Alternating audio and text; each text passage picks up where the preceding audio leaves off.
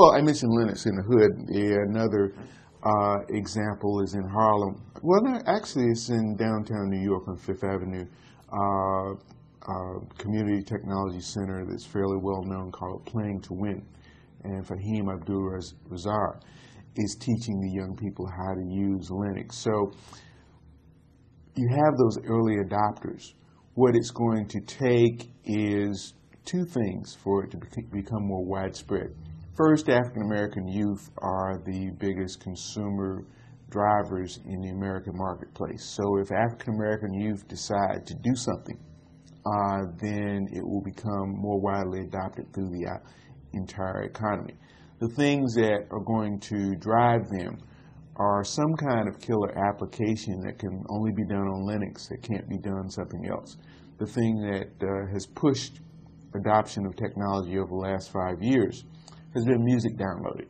So that's why, I was just in Oakland and I saw a guy with a pit bull holding a laptop, and he was sharing music with somebody else.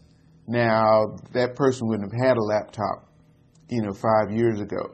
So what the people who do Linux need to do is to come up with something that meets the specific interest of people that they can do with Linux. And then the adoption can be quite rapid. I mean, African American internet use went from 20% to 60% in about a 3-year period. So once people figure out something they can do with it, then that's one of the things that drives it very rapidly. The other thing is to have notable people, celebrities, endorse it. So if people, the IBM ads with Cornel West talking about Linux, those are examples of the kinds of things that can be done to actually get people interested in using something different. Microsoft has a built-in advantage because the African American community is extremely brand loyal and also very status conscious. So if Windows is perceived as being the de facto standard, then that's going to be the default that people use. So you have to create a situation where Linux has the peer appeal and the peer demand.